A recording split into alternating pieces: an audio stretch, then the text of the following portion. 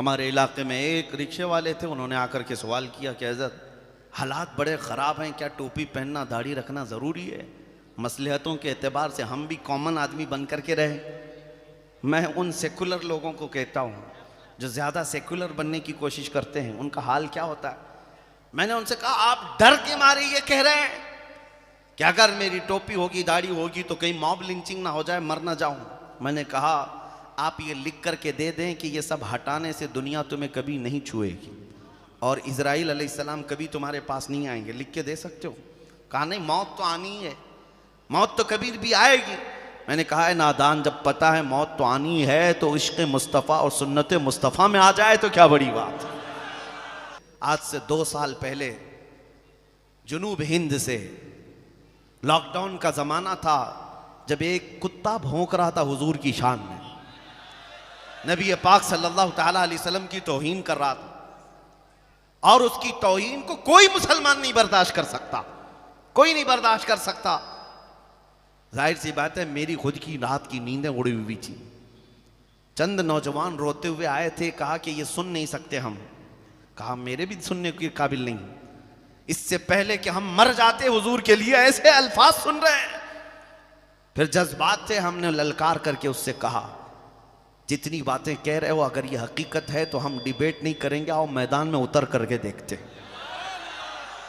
मैदान में उतर करके देखते। ये वाकया आपको पता होगा 2 साल पहले, साल गुजर गए, 2 साल गुजर गए, कुत्ते का कोई नामो निशान नहीं, खत्म हो गए। भौंकने वालों को साइड लगा दिया गया, जो भी हालात हुए। हम तो पहुंचे थे दिल्ली की जामा मस्जिद भी, जिसको ये शक था कि जाएंगे कि नहीं जाएंगे, हम तन्हा पहुंचे थे। मैं आपको बताऊं, यही लिबास है मेरा। एक चीज़ मैं बताऊं, हमारे जाने से पहले 1 रात पहले पूरी सिक्योरिटी लगा दी गई, किसी गेट से ये मस्जिद के अंदर ना आए। लेकिन जुमा के वक्त 12:30 बजे ऐन जुमा की अजान के बाद मैं अंदर दाखिल हुआ। मेरे आगे पीछे सारे लोगों की चेकिंग हो रही थी, मेरी कोई नहीं हुई। हम तो पहली सफ में जाकर बैठ गए थे जुमा के बाद। उसके बाद थाने वाले लेके, मैं ये सिर्फ तजुर्बा बता रहा हूँ आपको, हुजूर के लिए अगर खड़े हो तो अल्लाह की मदद कैसे होती। 12 घंटे तक बिठाया और कुछ लोगों की तफ्तीशात हो रही थी कंटिन्यू। उन्होंने पूछा किस टाइम पे आप अंदर गए थे? कहा 12:20 पर। कहा क्या ऐसे ही लिबास पहन के गए थे? कहा आप तो वहां से सीधे यहाँ लेकर के आ रहे हैं। एक दूसरे का वो मुंह देख रहे थे। कहा हम तो ड्यूटी पर तैनात थे लेकिन हमने देखा नहीं। हम लोगों को एक दिन पहले फोटो भी भेजी गई थी और रोकने के लिए कहा भी गया था।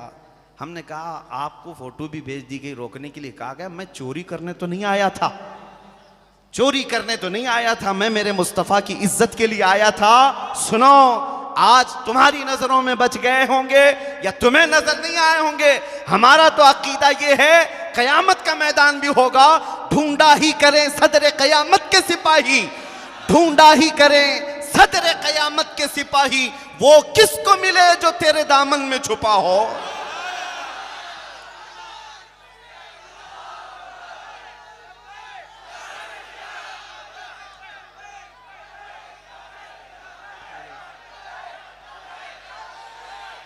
आवाज लगाना तुम्हारा काम है, कोशिश करना तुम्हारा काम है, पाए तकमील तक पहुंचाना मेरे रब की शान है।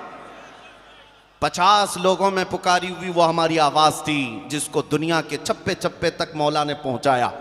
लोग अगरचे ये समझते हैं कि सोशल मीडिया का दौर है इसलिए पहुंच गई होगी, सोशल मीडिया में हजारों लोग भरे हुए हैं, यही आवाज क्यों पहुंचाई गई? और भी हैं, ये आवाज क्यों पहुंचाई गई? मैं अपनी तारीफ के लिए नहीं कह रहा, दिल से जो बात निकलती है असर रखती है, पर नहीं ताकते परवाज मगर रखती है, उड़ करके जाएगी आवाज। कभी ये मत देखना बड़ी कॉन्फ्रेंस में बोलूंगा, बड़े मजमे में बोलूंगा।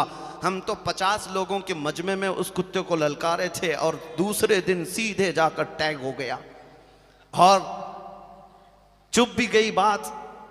ऐसा लगने लगा कि हमने दुम पे पांव रख ही दिया, उछल कूद शुरू हो गई थी। आपको पता है, मैं ये तजुर्बा इसलिए अर्ज कर रहा हूं, कभी अपने आप को तन्हा महसूस मत करना।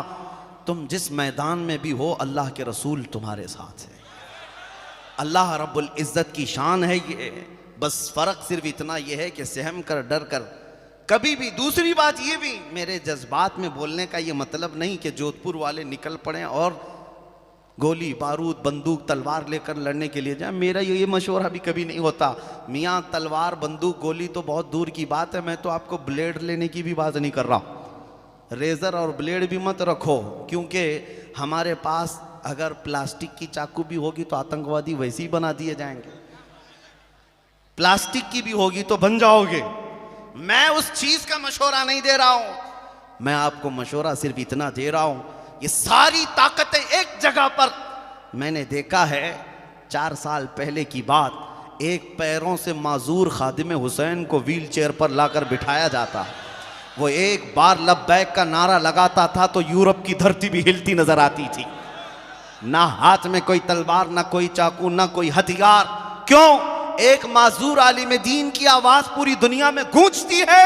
इसका मतलब यह है ताकत तख्तो ताज को नहीं कहते, ताकत फौज और ताकत को नहीं कहते, ताकत दर हकीकत इश्क मुस्तफ़ा को कहते हैं। वो तुम अपने सीनों में ले आओ, फिर तुम्हें किसी हथियार की नहीं, तुम्हारा चलना फिरना भी बहुत सारे कीड़ों की नींद हराम कर देगा। सिर्फ चलना फिरना तुम्हारे लिए बस काफी है। मैं ये नहीं कहता कि तुम कोई सख्त तशद्दुद के मामलात करो, नहीं। हालात के एतबार से हम अमन के ख्वाह हैं। हमेशा मेरे आका सल्लल्लाहु तआला अलैहि वसल्लम ने अमन की दावत दी है।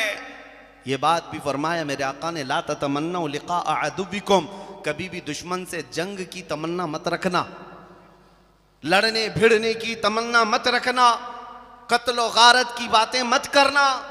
लेकिन हुजूर ने फरमाया अगर तुम्हारे सरों पर फिर कोई सवार हो जाए तो फिर इस्तिकामत के साथ डटे रहना, अल्लाह की मदद तुम्हारे साथ होगी। आज मैं आपसे यही कहना चाहता हूं, तुम तो कंप्रोमाइज कर लेते हो। लोगों को देखकर तुम्हारी टोपियां छुप गई, तुम्हारी दाढ़ियां खत्म हो गई, तुम सेकुलर बनने की कोशिश करते रह गए। तुम्हें ऐसा लगा कि मैं रख लूंगा तो लोग मुझे ताना देंगे, लोग मुझे मुल्ला जी कहेंगे, लोग मुझे दकियानुसी कहेंगे, ये पुराना आदमी हो गया, मौलाना लोगों के साथ हो गया। मेरे अजीजों, इस दुनिया के ताने से डर कर तुम अपने आप को बदल लिए। तुम्हें पता है ये दुनिया जिस दिन तुम मरोगे तुम्हारी कब्र पर 1 घंटा बैठने को भी तैयार नहीं होगी। मट्टी डाला और इधर निकल गया। उस कब्र की तन्हा रात में अगर कोई तुम्हारी कब्र में आता है तो वह आमिना का लाल तशरीफ लाता है, वो मोहम्मद अरबी सल्लल्लाहु तआला अलैहि वसल्लम की साथ आएगी। तुम्हें कब्र में उस रसूल का सामना करना है और फिर क़यामत के दिन भी उस रसूल के सामने हाजिर होना है। तो छोड़ो इनके तानों से, ये 4 दिन भोंक तो सकते हैं, हमें जिसके सामने चेहरा दिखाना है उसका चेहरा क्यों ना अपनाएं। इसलिए कि एक सुन्नी आशिक रसूल जो होता है वो मरता भी है तो खौफ से नहीं मरता, वो इश्क से मरता है। इधर आंखें बंद होंगी, उधर मुस्तफ़ा की ज़ियारत होगी। लिहाजा ऐ सुन्नियों, तुम इस तरह के जो मामलात करते चले गए, लोगों से डर कर अपना दीन छुपाना, लोगों से डर कर के अपने आप को समझौते में ले आना। हम मान लेते हैं अजान भी कम कर लेंगे, नमाज भी छुप कर पढ़ लेंगे और उसके बाद कलमा भी अब जोर से नहीं पढ़ेंगे। कहाँ कहाँ तक पीछे तुमको दुनिया ढकेलती रहेगी और तुम इसी तरह पीछे चले जाओगे। एक दिन तुम्हारी अजमतों का सौदा हो जाएगा।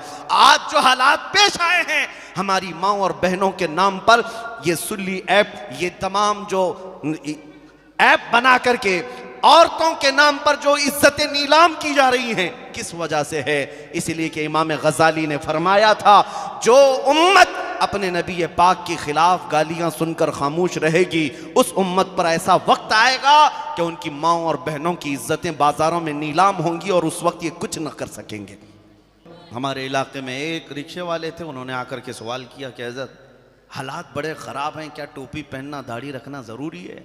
मसलहतों के एतबार से हम भी कॉमन आदमी बन कर के रहे। मैं उन सेकुलर लोगों को कहता हूँ जो ज़्यादा सेकुलर बनने की कोशिश करते हैं, उनका हाल क्या होता है। मैंने उनसे कहा आप डर के मारे ये कह रहे हैं कि अगर मेरी टोपी होगी दाढ़ी होगी तो कहीं मॉब लिंचिंग ना हो जाए, मर ना जाऊँ। मैंने कहा आप ये लिख कर के दे दें कि ये सब हटाने से दुनिया तुम्हें कभी नहीं छुएगी और इज़राइल अलैहिस्सलाम कभी तुम्हारे पास नहीं आएंगे, लिख के दे सकते हो? कहा नहीं, मौत तो आनी ही है, मौत तो कभी भी आएगी। मैंने कहा है नादान, जब पता है मौत तो आनी है तो इश्क़ मुस्तफ़ा और सुन्नत मुस्तफ़ा में आ जाए तो क्या बड़ी बात, कौन सी दिक्कत की बात है। जब मरना ही है तो हुजूर पाक सल्लल्लाहु ताला अलैहि वसल्लम के अखलाक लेकर के जाएं। जब दुनिया से जाने का वक्त हो तो मेरे अजीज़ों दुनिया भी जनाजा उठाने में फ़ख्र महसूस करें। आज जिन हालात से हम खौफजदा हैं, डरे हुए हैं, उन लोगों को चाहिए वो करबला की दास्तानें ज़रूर सुने, लेकिन सिर्फ रोने के लिए नहीं, अज़्म व इस्तिक़लाल को पैदा करना है, इस्तिक़ामत को पैदा करना है। अभी वो हालात इस तरह नहीं है कि आज कौन है जो तुम्हारी गर्दनों पर तलवार रख करके खड़ा है कि तुम नमाज नहीं पढ़ सकते, मस्जिद में नहीं जा सकते। इतनी हिम्मत किसी की नहीं है। तुम्हारे लिए आज़ादी है, तुमने अपने हाथों से ये सारी चीज़ें बर्बाद कर रखी हैं। मस्जिदों को तुमने खुद वीरान कर रखा है, कुरान को तुमने खुद छूना बंद कर दिया है, इस्लाम को खुद हमने अपने घरों से निकाल कर रखा है। अपनी बेटियों पर, अपनी बहुओं पर, अपनी औरतों पर हम इस्लाम को क्यों नहीं पसंद करते? जब इस्लाम जिंदाबाद का नारा लगाते हैं तो इस्लाम तो हमें हमारे घरों में भी अच्छा लगना चाहिए। शादियों के महलों में तो इस्लाम गायब हो जाता है, इस्लाम तो सिर्फ मस्जिदों में दिखता है। तो मस्जिदों में इस्लाम को बाकी रख दिया और बाकी तुम्हारी शादियों में, वलीमों में और दूसरे तकरीबात में तो कहीं नजर नहीं आता। औरतें बेपर्दा, मर्द नाच गाने पर मसरूफ हैं। क्या ये इस्लाम है? हमने अपने हाथों से अगर इसको कमजोर करना शुरू किया तो दूसरों पर ब्लेम डाल करके क्या मतलब है? हालात जो खराब होते हैं, इसीलिए कहा है कि खुद किसी कौम की शौकत पर उस वक्त तक जवाल नहीं आता जब तक उसकी खुद की कुव्वत फिक्र फना नहीं हो जाती। कुव्वत फिक्र अमल पहले फना होती है जब किसी कौम की शौकत पे जवाल आता है। आपने ये अगर अज़्म कर लिया कि इन हालात में मुझे नबी पाक के अखलाक को जिंदा करना है, तो एक बशारत सुन करके जाओ। नबी रहमत सल्लल्लाहु ताला अलैहि वसल्लम फरमाते हैं, मन तमस्सक बिसुन्नती इंद फसाद उम्मती फलहु अजरु मिअति शहीदिन। जो ऐसे फसाद के वक्त जहां रसूलुल्लाह की सुन्नतें ख़त्म करने की बात की जा रही हो, उस जमाने में अगर किसी ने मेरी एक सुन्नत को जिंदा किया, मेरे आका फरमाते हैं अल्लाह उसे 100 शहीदों का सवाब अता करेगा। नौजवानों, आज तो इस बात का आज़म करना चाहिए, इस बात का आज़म करना चाहिए कि मुझे मेरे नबी की सुन्नतों को जिंदा करके जाना है। हुजूर अकरम सल्लल्लाहु ताला अलैहि वसल्लम के अखलाक का इह्या करना है। अगर तुम नहीं हुजूर के तर्जुमान बनते तो फिर दूसरों से क्या तवक्को रखते हो? आज हुजूर अकरम सल्लल्लाहु ताला अलैहि वसल्लम तक जो उंगलियां उठ गई, उसकी वजह क्या है? हमने खुद दामन मुस्तफ़ा से इतनी दूरी इख्तियार कर ली है, इतनी दूरी इख्तियार कर ली है कि पहले के लोग सिर्फ हुजूर अकरम सल्लल्लाहु अलैहि वसल्लम के अखलाक देखना चाहते तो मुसलमानों में देख लेते, हुजूर की सुन्नतें देखना चाहते तो तुम में देख लेते। एक एग्जाम्पल मैं आपको बता दूं, तुम्हारा अमल आज भी दुनिया में इनकलाब ला सकता है। तुम्हारा अमल और हमारी कौम किस बात के इंतजार में? आसमान से अभी मदद आ जाना चाहिए, आसमान से फरिश्ते उतर जाएं, जमीन से कोई ताकत आ जाए जो गैब से तुम्हारी मदद करे। तुम कुछ नहीं करना चाहते, तुम कुछ नहीं बदलना चाहते। आसमान से मदद कब आती है पता है? बदर के मैदान में आई जरूर 5000 फरिश्तों की मदद, लेकिन आपको पता है वो 313 सहाबा मदीने से 160 किलोमीटर तक गर्मियों की शिद्दत में बगैर चप्पल करके चल कर गए।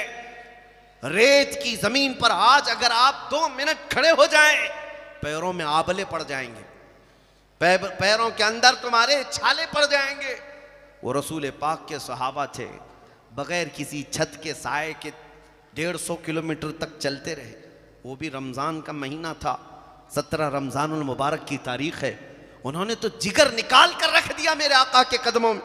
अंसार सहाबा हुजूर के, मदीने के, हुजूर ने जब तकरीर की कि यहाँ से जो जाना चाहे वो जा सकता है, तुम्हारा क्या मशवरा है? अंसार सहाबा में से एक सहाबी खड़े होकर कहते हैं, या रसूल अल्लाह सल्लल्लाहु अलैहि वसल्लम, हम तो मदीने से चलकर बदर तक आ गए, जो 150 किलोमीटर का फासला है। यमन की राजधानी सनआ जो 1500 किलोमीटर दूर है मदीने से। वो सहाबी कहते हैं, आका अगर आप यमन के सनआ तक भी हमें इस तरह चलाएं, हम पीछे मुड़कर कभी नहीं देखेंगे, हमारे सामने अल्लाह का रसूल है। ये आज़म था उनका, ये इस्तिकामत थी। उन्होंने तो जिगर निकाल कर रख दिया था, तब अल्लाह की मदद आई, तब 5000 फरिश्ते उतरे। और हम घरों में बैठ करके गाने सुनते रहे, सीरियल और टीवी देखते रहे और